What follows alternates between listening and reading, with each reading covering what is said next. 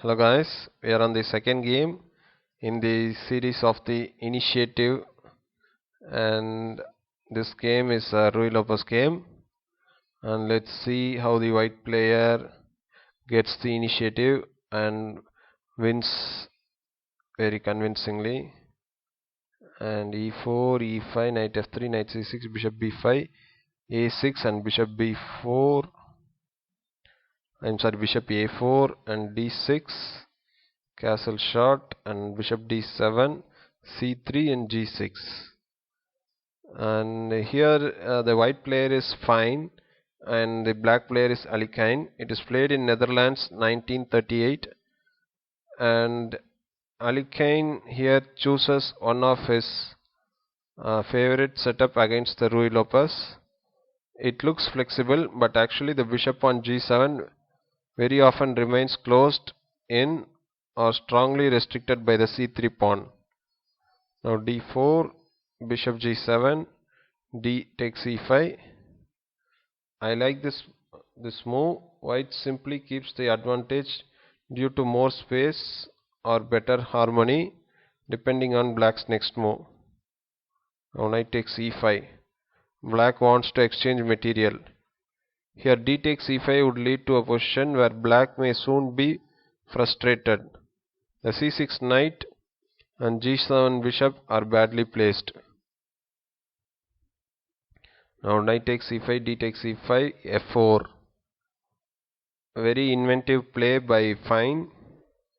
Before black finishes development on the key of the king side, white opens the f-file. Very often energetic play is needed in order to seize the initiative when having better development.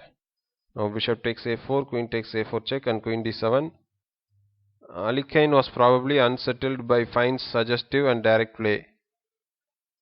Alikane was known as a great attacking player, and only seldom was the attacked first. In such moments, opponents could have their chance against the great champion. This game is a perfect example. The move here is bad. The f7 pawn is now hanging, and Fine seizes the opportunity. Here b5 was better. Although after queen b3, black is clearly behind in development, which should result in problems very soon. White has threats both on the f-file and probably even the a-file. After the move a4, here if at all b5 is played, then queen b3, then e takes f4, and after bishop takes f4, this must be in white's favor.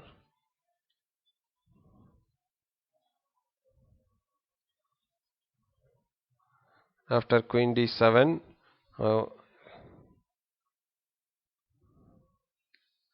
queen takes d7, king takes d7, and f takes e5. The point is that black cannot easily regain the material. Here f5 is typically a good advance against the opponent's fianchetto setup, but black has strong reply, knight f6, and white has problems with the e4 pawn. Now king e6, bishop f4, and rook f8.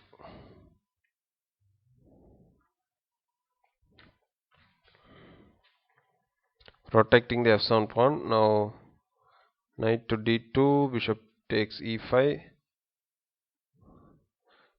The material may be balanced, but black is far behind in development. Knight b3. The knight wants to jump to a5 or c5 or d4. Bishop takes f4, rook takes f4, now b6. It looks like black has consolidated his position. However, white's next move proves that the initiative is still alive and well. a4. This is an excellent move. Using the fact that the black troops are on the king side, white attacks on the queen side. Here instead, knight d4, king to d7, and a4 with the same idea as in the game is also solid for white. Instead, if king goes king to e5, then there is g3 followed by rook af1 is obviously bad for black. After a4, king e5,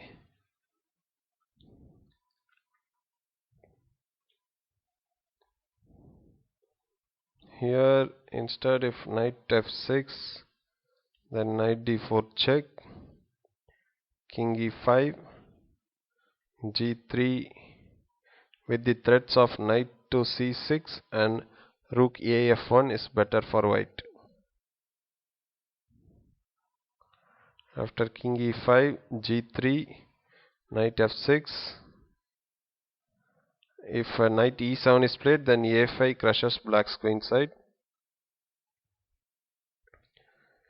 If black himself plays a5, then rook d1 comes. Now knight d2. Here knight d4 is also solid, and after knight d4, knight takes e4, knight f3 check, king to d5, then rook d1 comes.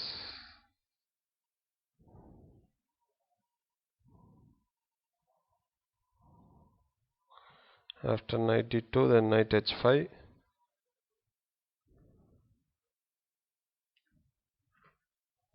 knight h5, then rook f2.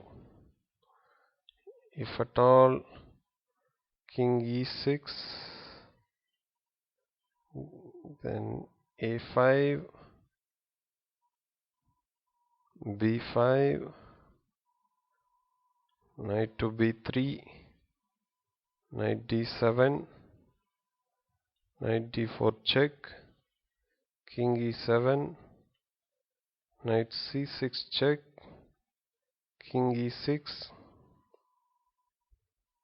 knight b4 is a forced line showing that white has various possibilities on the queen side for his knight.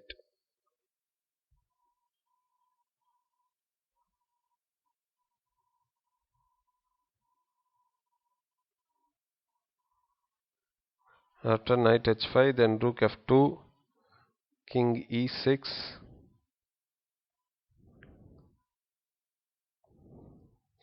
if black tries to eliminate the threats on the f-file with f6, then a5 leaves black's queen side in ruins. After b5, then knight f3 check. Now king e6,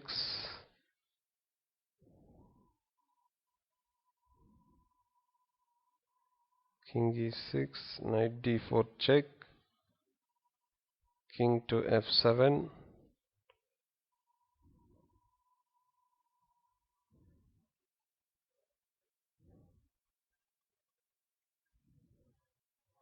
now rook a f1 is better for white. So f6 was an inaccuracy. So after now black plays king e6, then a5, then rook a8,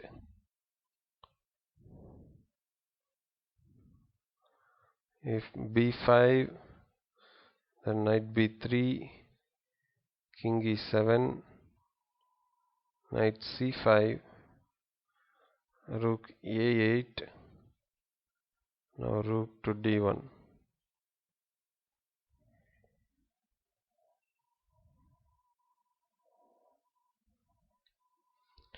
After rook a8, now rook af1, rook h d8. Black managed to somehow protect the queen side. but the danger is now on the king side. This is a perfect illustration. Better development, better communication lines, and play against two or more weaknesses allow for the conquering of one of them. Here rook hf8 also loses after g4, knight g7, a takes b6, c takes b6, and rook f6 check. After rook ht8, knight f3, king e7.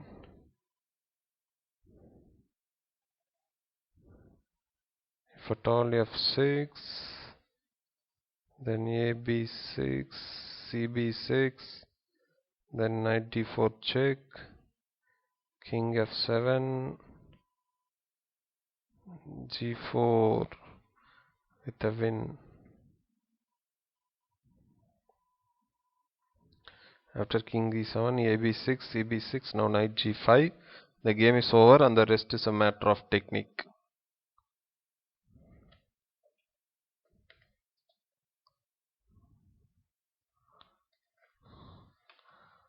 Now h6, rook takes f7, king d6,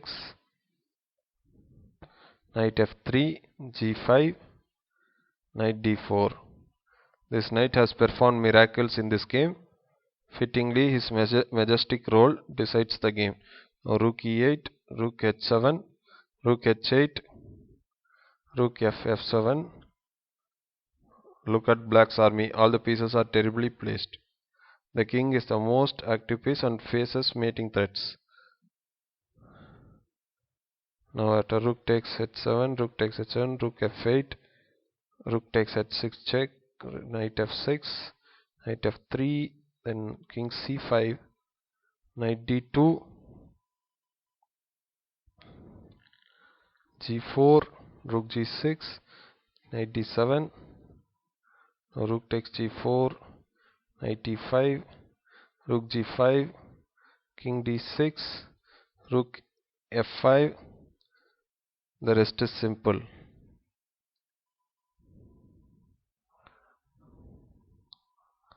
So thank you guys. I'll be meeting you in the next game.